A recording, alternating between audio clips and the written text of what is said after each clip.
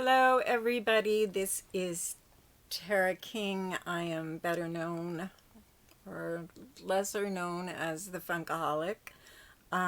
This is my channel. I have been reporting on Funkos for 3 years and I really love it.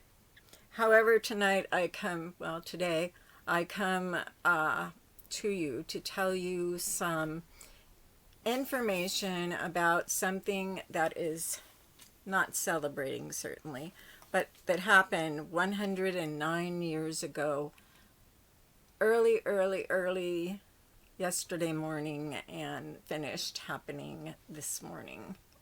Or times were different there. Times are different there, but from what I could figure out, and I'm talking about the RMS Titanic. I usually do a video every year. I have done a piece every year for several years when I worked for Examiner.com, which isn't there anymore. And I have my own website. I usually put something there. And now I have here, and I've done one for, I think, 2 or 3 years here. So what I want to tell you about, since I usually tell you the story of what happened during, obviously, the sinking of Titanic, how she got in the water, from how she went down in the water, and only a few people on Earth have seen her since. But this time I think I will tell you some facts. None of them are fun. Well, one of them is a bit bizarre, but I have notes. You'll hear them. Turning pages. I'm hoping that one thought tricks another, and we go from there. So as I said, Titanic struck an iceberg 109 years ago this week, the 14th, and she struck the iceberg on the 14th, and it took her until the 15th, which is about 2.5 hours, to slip under the North Atlantic, plunge 2.9 miles, something like that. She broke in half, according to witnesses who actually saw her, which were mostly women. And back in 1912, the year she sank, people thought women were hysterical, and that makes me want to feel hysterical. But I believe them. I've read most, it's this thick, and then the British is this thick. Each side of the ocean had their own little big hearing on the situation, because each side was blaming the other. The Titanic was jointly owned by Cunard Lines, which actually was White Star Lines. It is now Cunard Lines. It's still around. And can't remember the name of the company in the United States. It may have been Cunard, and the one in Liverpool was called White Star. I don't even remember.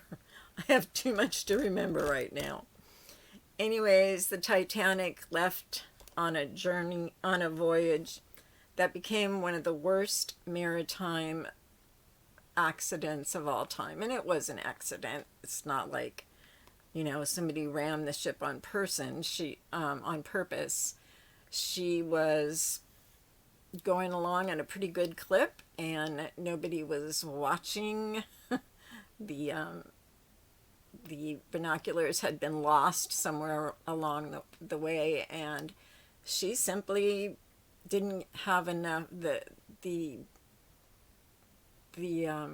people who were supposed to be watching couldn't, and the people that were piloting the boat couldn't, since the other people couldn't, and they had a scant few seconds to turn the ship away from the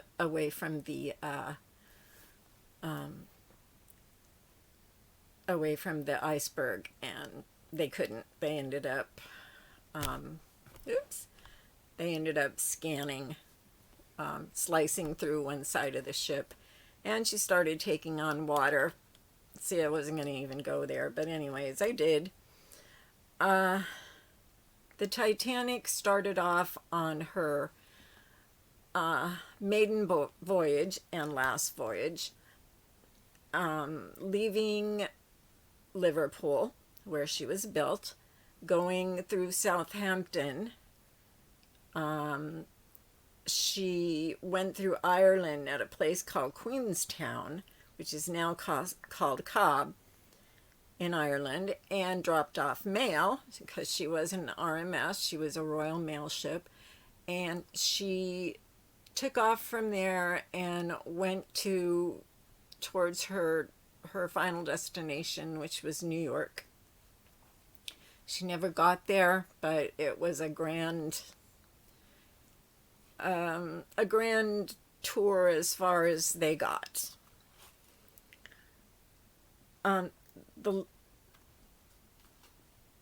She traveled for 4 days, and then she struck the Lightberg and sank. She was 3.5 days away from getting to her final part of her trip, which was New York.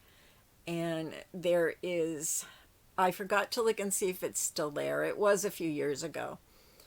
It is one of the biggest berths for a ship there is. And Titanic was supposed to end up in that berth. Well, since she didn't make it to New York, when they brought in the lifeboats, what few lifeboats there was 20 on board. That includes 3 collapsibles. Those, I think one of those was recovered, and I'm not all the lifeboats were recovered, because by the time they took the ship that ended up picking up passengers was called the Carpathia, and by the time the Carpathia picked up the passengers, they just kind of let the lifeboats go. So when other ships finally got there and they started picking up bodies and people's, whatever they could pick up that they could give back to people or to families, they did. So not all of the, but they left a lot of lifeboats, because from 20, and you just can't, these weren't great big ships that were going. Some of these were fishing ships, and, whoever could go out there to help did, because they thought maybe there was people alive in the water, which there, for the most part weren't. The one story that I read online, not until this week, was a story about the chef. He was a chef. He was hired as the baker on board. He jumped into the water, and he was in the water for 3 hours. Now, I looked it up, and I always thought if you went into 28-degree water, which is what the water was, it was 28 degrees, that's below freezing, which probably is why there was ice everywhere and this big iceberg. So he jumped into the water. He finally ended up on a lifeboat, and the only thing he had to show for it were swollen feet. He didn't get hypothermia. He didn't, he didn't die, certainly. He was born in 1860 or 70 something, and he died the year before I was born, and that was 1956. And now you know how old I am. Don't tell a soul. So yeah, that was the ship. That was the chef, the ship's chef. the ship then went, the ship that went to the bottom of the North Atlantic, and the passengers that lived and were picked up by the Carpathia ended up in New York. They didn't want to put them anywhere near the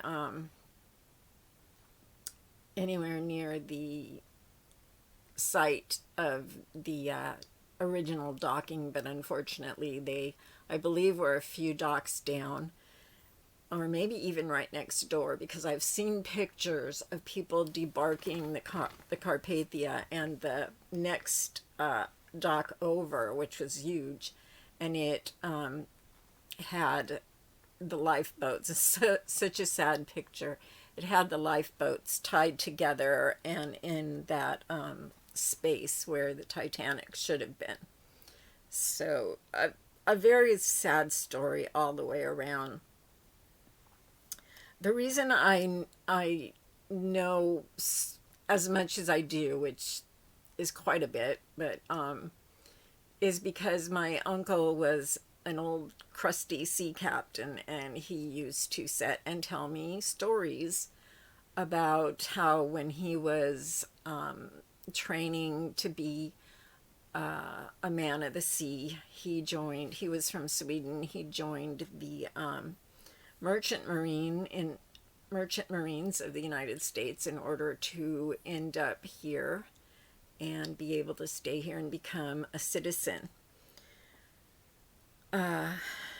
He was an amazing man, and my favorite story, or the story that impressed me the most, was the story of RMS Titanic and her failed maiden voyage.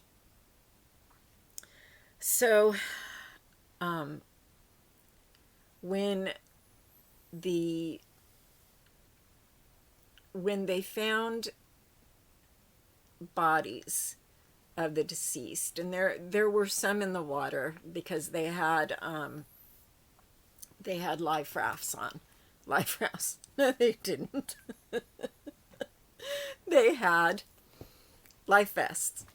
And unfortunately, the life vests are full of cork. So if you get cork too wet, it's going to, it's going to give up and sink. But fortunately enough, a lot of people were picked up, and they were dead because of the cold water. The baker simply had a great constitution, apparently, and they picked up dead bodies. They picked up people. Actually, they found one person who was floating on top of one of the submersible, they picked up somebody that was sitting on what would be the bottom, because it was one of the like a blow up life raft, and he was laying on it. He was alive, so they picked him up. But most people they found, even in some of the lifeboats that were carried away, they found, because I believe the Carpathia ended up leaving some of the people who were dead on the lifeboat, which, what could they do? They had all of their passengers, and they had to make a special place to take the Titanic's passengers, because they were mostly women, and they did not know the fate of their husbands. And of course, as modern people know, that most of the men went down with the ship. The captain of the Carpathia didn't think it was his job to tell anybody that their husband would not be in New York waiting for them, or would not be on another ship, which were 2 stories that went around. So they weren't allowed to fraternize with other passengers. And when they got to New York, as I said, they were taken off the ship and taken to a hotel and basically kept there until, you know, arrangements could be made for those who were going to just turn around and go home, or we're going to, you know, we're coming to America to stay here. So many people were, you know, very few people were still with their families or with their husbands or with their wives or even with their children. And there were children that had nobody left. Everyone was in their family was on the ship and they're all gone. So they had to make arrangements for all these people, and it was very difficult to find relatives or orphanages or just, you know, do the best they could to find somewhere to keep these people until they had their own place to go to. So all of that is just was not what I was going to say, but like I said, well, I didn't say it, but by now you know, and if you know me, you know that I just blabber on.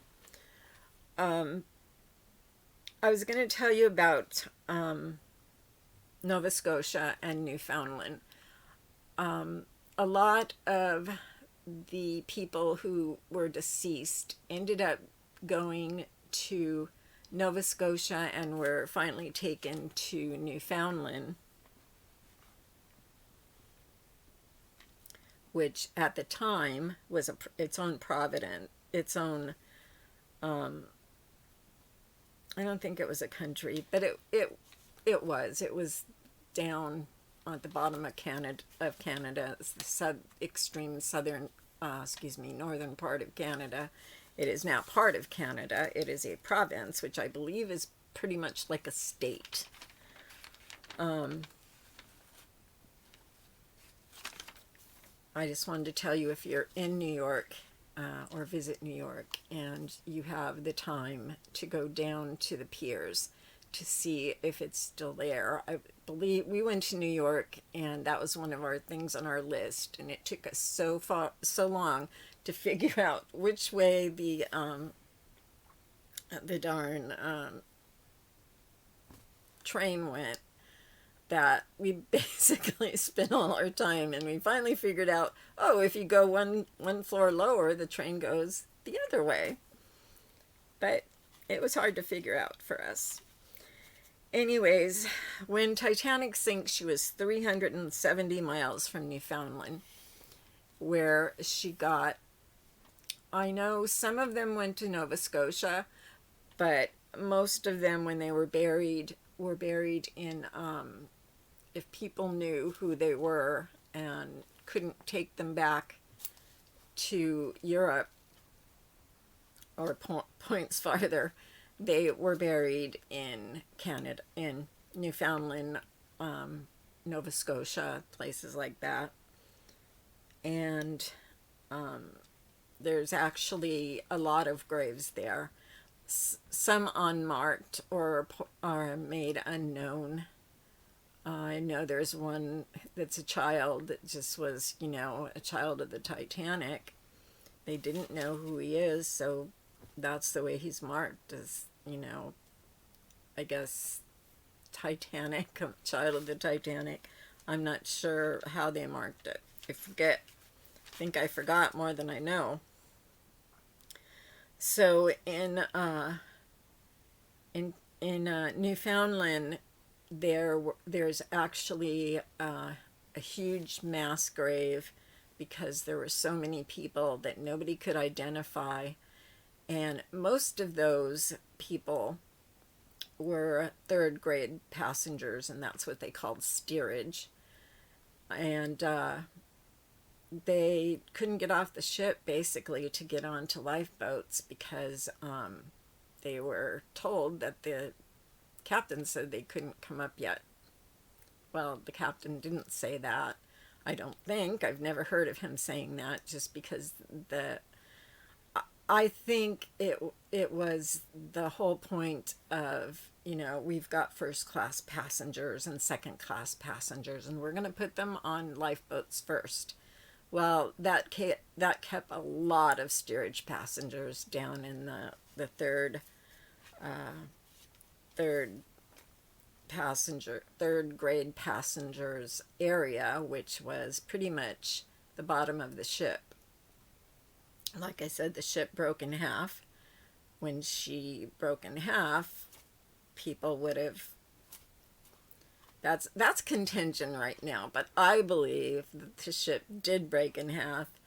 What happened to the people that were on the ship is probably the ship never, like, you know, you see ships on TV when they sink and they make this big suction thing and it goes down, and Titanic didn't do that. She, by all accounts, she just slipped down into the water.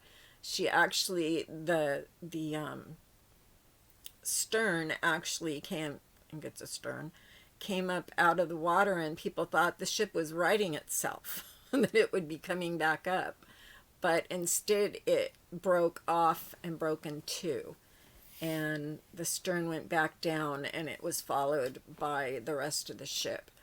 They had to be connected at some point, obviously, when she went down, but they had to be connected, you know, part of the way down, because they were a ways from each other, but they weren't like hundreds of miles from each other, or 50 miles even. So you have to figure that at one point they became detangled from each other and went down, and bodies had to have been strewn all over the place. The thing is, and this is what part of something that just really makes me crazy. A lot of people, there's an issue right this minute, and it's that a lot of people believe that there may be bodies in the Titanic, inside the Titanic. I've never believed that. That's been something that has gone around. There's been papers written on it. There's been books written on it. There's been speeches given about it. And then I'm sitting here talking about it. But when you stop and think about it, now I have, you know, pages you can go to. You can Google, you know, where are the bodies of the Titanic? Some of them may say they're inside the ship. Well, they are not. You figure it's 109 years later. The Titanic, for all intents and purposes, is almost gone. She's a rusticle, as they call it. And one of these days, she will just simply poof and be gone.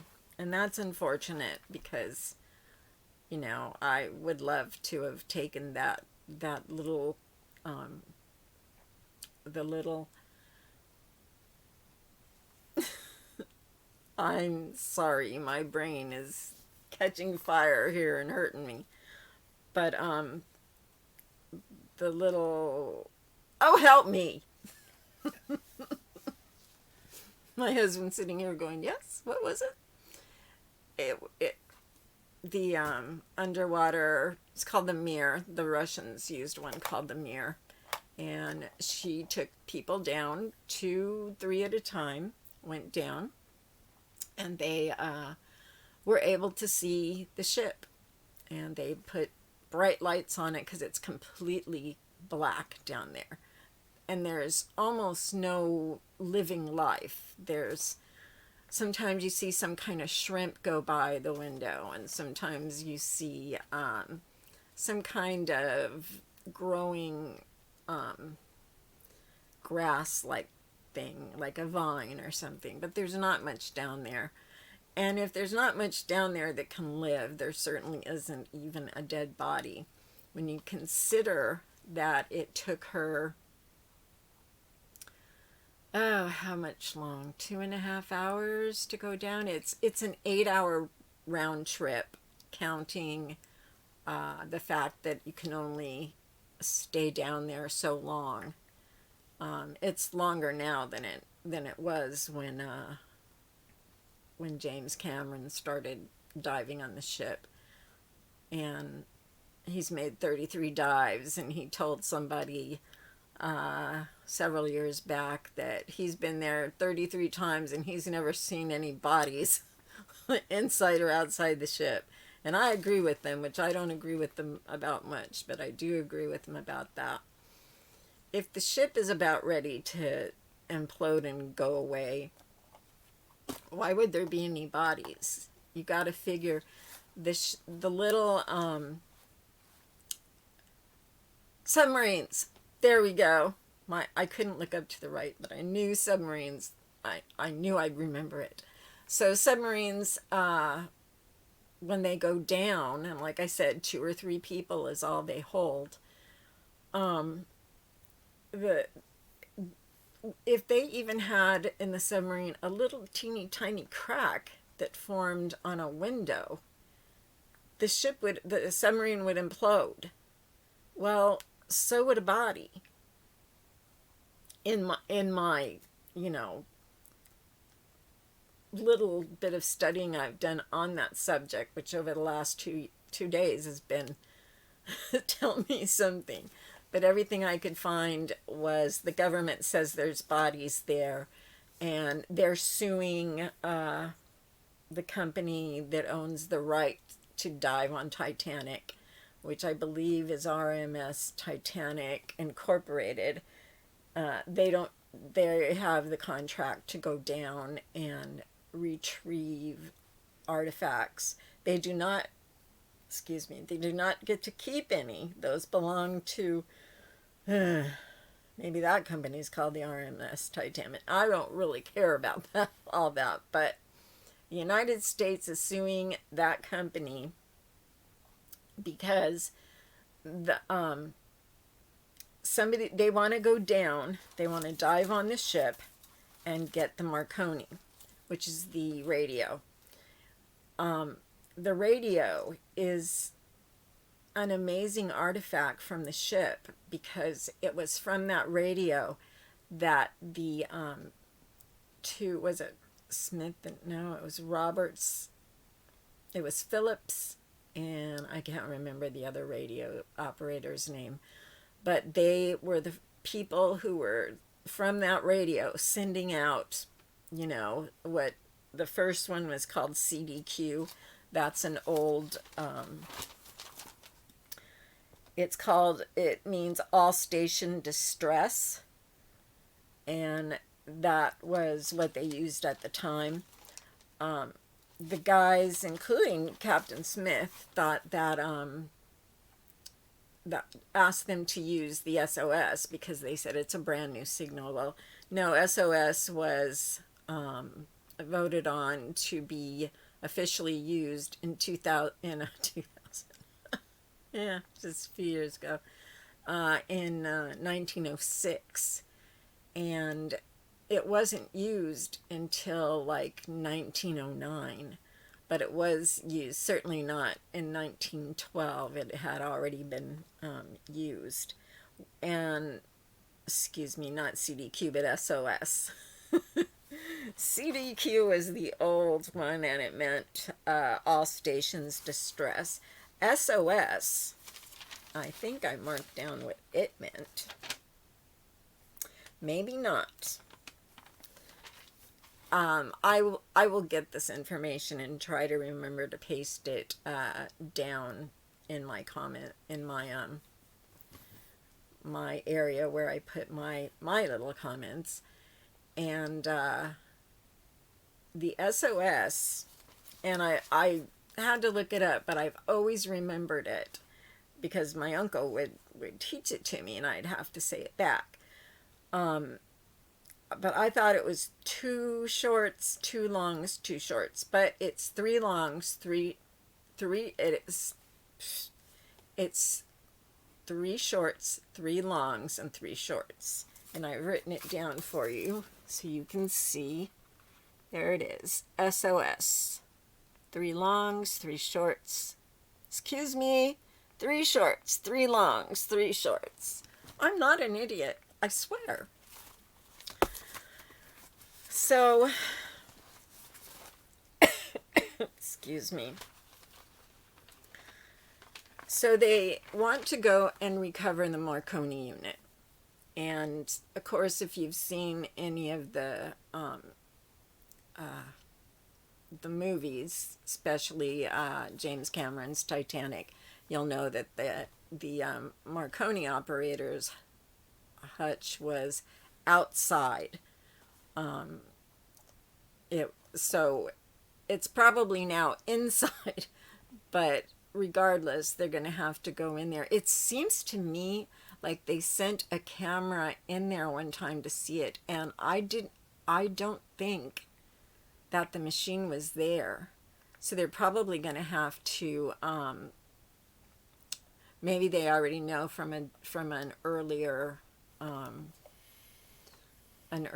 expedition, but I know they went in there and there's stuff hanging from the walls, but I think that the radio is gone, so it would more than likely have to be below there, so they have to figure out where it is.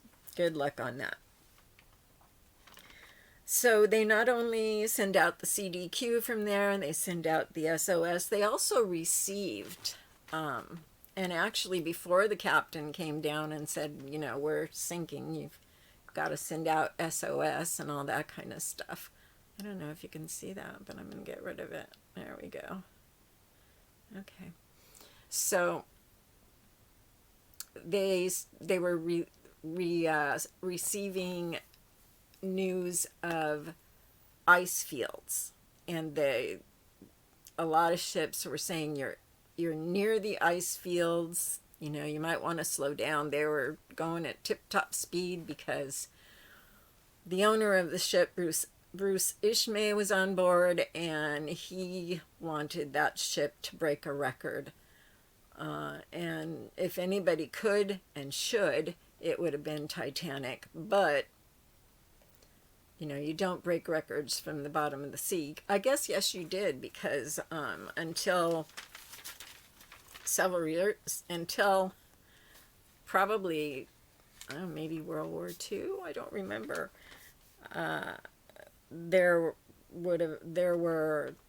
Titanic had the record for the worst maritime disaster, and is still considered one of the worst maritime disasters ever to happen. So the United States is going round and round, and they're going to go to court, waste taxpayers' money instead of just letting... Man, they've been down there 1,000,000 times. Not 1,000,000, but you know. I don't see why they don't just let them go down and get the Marconi while they can still find it, if they can still find it, and have it for the museums. That's something I also wanted to say. I was going to say it closer to the end, but now that I'm thinking about it and have half a brain in my head that still works, I would like to tell you that if you have never visited one of the museums that have been popping up, especially during the 100th anniversary, and we're at the 109th, but there's some permanents, and then there's traveling. I've been to the one in Las Vegas that is permanent. I've been there several times. I also, that's my clock. I also got the chance to meet the great grandson, or great, I think it was the great grandson of a man who died on the Titanic, and he was seeing everything. I mean, they have an exact replica of the Great Staircase, the Grand Staircase. You've seen that in every Titanic documentary and most movies, but this one is just amazing.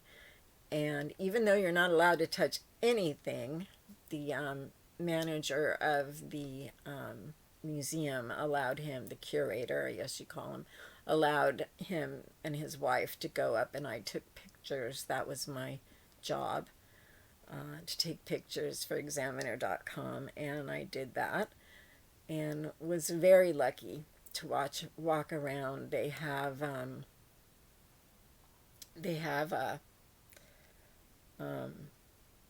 a wall that's made out of ice, and that ice is kept at the exact temperature you would hit the water in. And if the trick is to see how long you can keep your hand on it, and not long. It's amazingly cold. They also have water there running, so you can tell what it would have been like to be splashed on by that cold water. Not many people live very long that hit that water.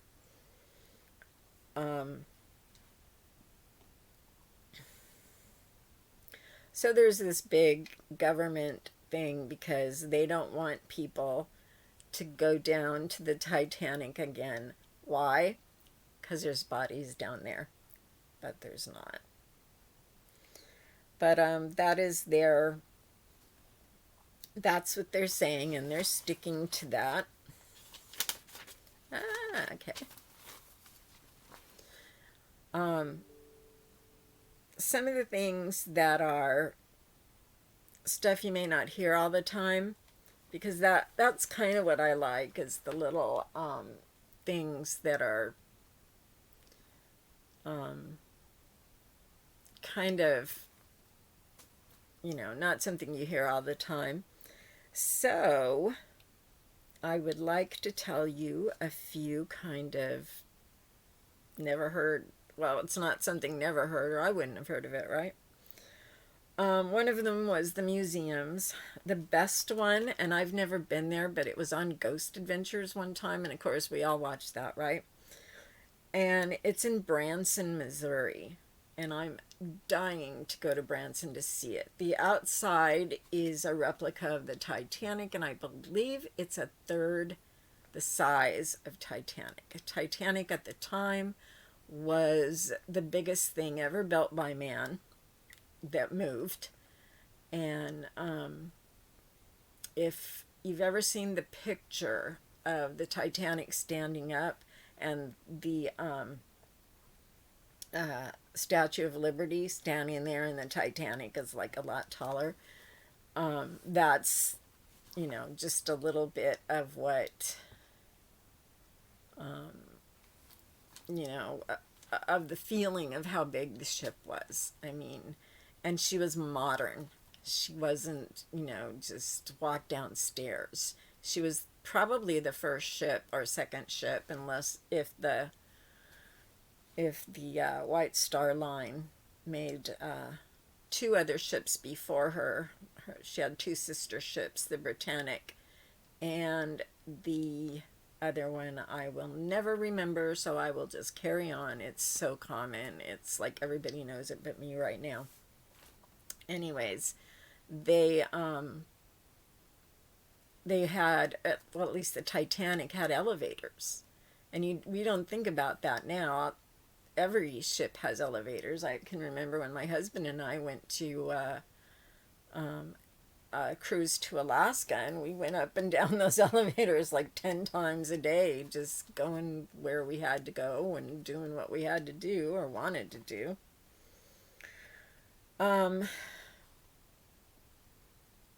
So Branson is one. There's one in Las Vegas that's permanent.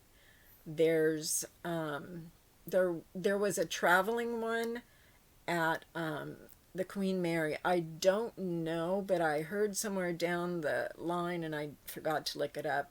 It may be a permanent one now. I mean, what better place to put it than a ship that put the Titanic to shame when it comes to size. You can set 4 Titanics on the upper deck, the top deck of the Queen Mary.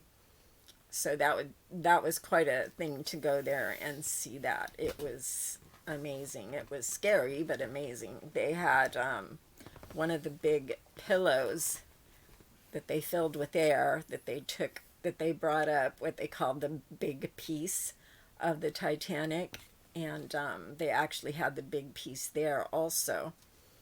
So that was very exciting. And they have, each place has different items, and they rotate. So you may go to Branson this year and see certain items, and then if you go 6 months later, you'll see other items as far as passengers, personal items, and things that were on the ship as far as electronics and that kind of thing. And it's that kind of thing that they want to go down and pull up. I think most of the things that were laying around the ship has been already pulled up, and there's not much there that they could take up unless they want to pull things off the ship. I don't know how that kind of stuff happens, but they do want that Marconi, and I agree. I wholeheartedly agree. But the United States is saying, nope, you can't, we don't want you to do it because it is basically a graveyard. It is a grave. And I don't disagree with that. But to have something like that, I think is important enough to go down and pick it up. And we really, don't know where the bodies are buried. There's no bodies down there, but there's people's items. They picked up dishes. I mean, sets of dishes that had RMS Titanic on them. I think just about every museum has one. And it's amazing because they picked up the dishes. They were fine. Most of them weren't even broken. However, the wooden case that the dishes were in is gone. And the dishes lasted all the way. The case lasted all the way. And it was time that ate that wood away. But the dishes were fine. And they found them laying in a perfect line, except, tilted. So they have, you can see those. You can see a whole set of, a whole place setting. They have menus there to show you what, and I believe those menus are not actually pulled from the bottom of the sea, but they have menus there. You can see what they ate. They have a cookbook there in the shop where you can make the the meals that were served on Titanic, and they were absolutely incredible. And I frankly don't know what half of them are.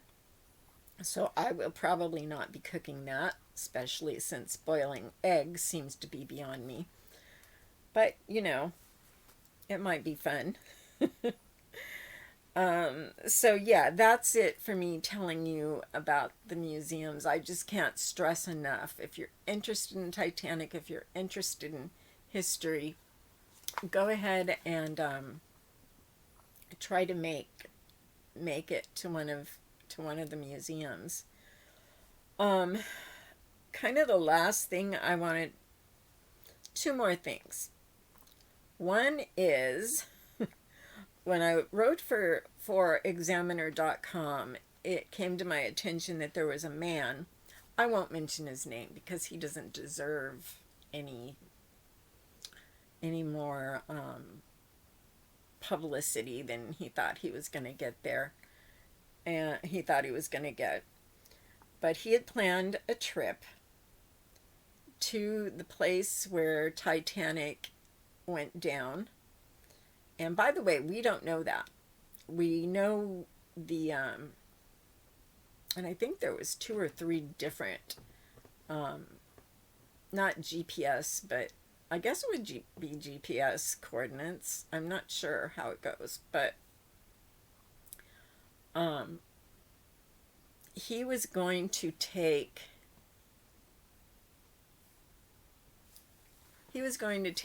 a group of people and rent a ship that those people were to pay between $58,000 and $86,000 per person to go to the side of the Titanic, at which place they would be putting down some microphones into the water and trying to pull up some EVPs.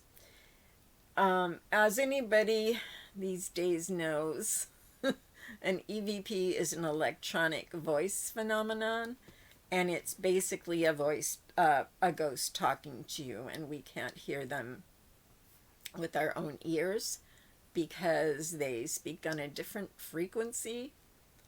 And so he was gonna go do this. This was a thing.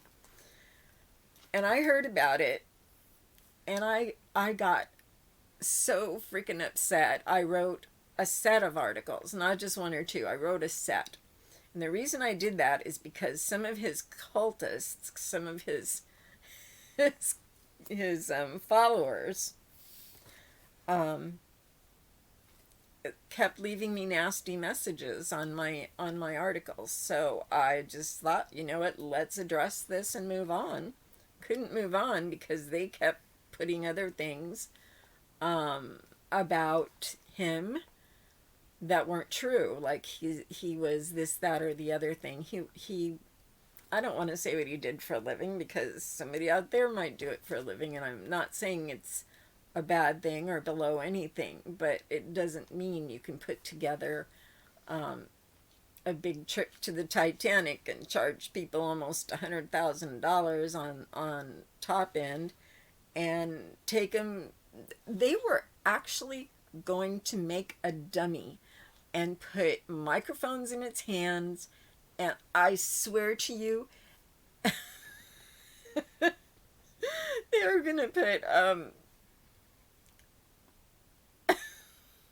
camera, a video camera in its mouth, and they were gonna send it down.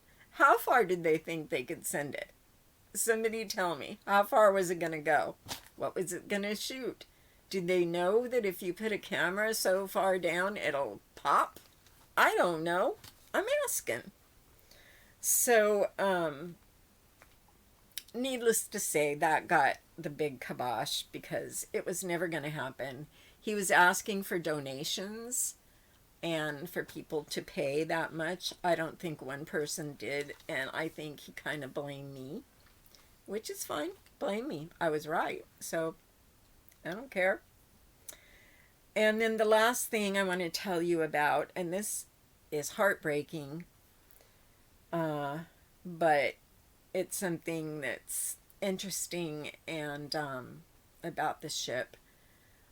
And it's I don't know if you've heard of the Steiff Bear Company. Well, they mostly make bears. They made the very first teddy bear. And they made about 500, maybe a little bit more, maybe 1,000 teddy bears. And they gave them, there were places in Liverpool where the ship was built. Not one person on the street, on certain streets, did not lose somebody. Some children lost both parents because they would go together and have somebody watch the kids. They'd get double salary, and they'd come home and be able to feed their kids for a year. And this was something they would do if they could get a job on one of the ships going back and forth. And I guess after you did it a year or two, you were known by the company and you'd get that job. But after that person was gone, it was very difficult for the surviving spouse, especially if that was a wife, because back then women didn't work a lot of jobs, and a lot of the jobs, most of the jobs in Liverpool were for men. It was building ships. It was everything to do with building and running ships. So Steiff wanted to do something for these children who were mourning, and they made the black bear, and they didn't hand it to the child and say, here's your mourning bear, but it's called, not only in the collecting community, but from people of that time called it a mourning bear, and it was given to children of deceased parents. And nowadays those bears go for thousands of dollars, and I would be lying if I told you I didn't want one, because I would love to have one. But they weren't made for me, they were made for these children. And if that bear gave that child any kind of relief, then good on Stife. They didn't charge anything. And back in 1912, those bears probably cost more than my home here, which I live in a mobile home. But it's still probably, if you exchange the currency, it probably cost a pretty penny. But they paid it and built and put together these bears. And if you want to see one, Stieff, Stieff, I believe, bears, they're black. And that's why they call it the mourning bear. You can also pick up, Danbury Mint made a copy back in the 90s, late 90s. Then you may catch one of those on eBay here or there if you want a very inexpensive but a very interesting souvenir of this story. I have a very interesting souvenir from the Titanic, and it is a piece of coal. No, nobody put it in my Christmas stocking, but I bought it at one of the shops, and the relationship between coal and the Titanic was a difficult one. Titanic could not leave the, I know I said that was the last one, but I lied. You got to be careful of me. The Titanic could not leave on her maiden voyage, or she wouldn't have been able to leave on January 10th to start her voyage. January 10th? Yes, January 10th. She left Harlan and Wolff, which was the name of the company that built the Titanic. She pulled out of Harlan and Wolff, was put in the water, was christened, and then she had to go to, I believe, Ireland to have the top decks that go above the water, to those to be finished. And then she of course went back to have all the the hoo-ha put on for her, and that's when she went. Except there was one problem: the coal miners were on strike. The Titanic ran on coal. Bad. So the White Star Line just stole every piece of coal out of every other ship they owned. They canceled other people's trips because that ship had to sail on time. They put a bunch of coal where they needed it right away, and they stored some coal in another compartment ahead of that one. That compartment caught fire, and it burnt all the way through to when they went down. Coal's like that; it's made to burn. And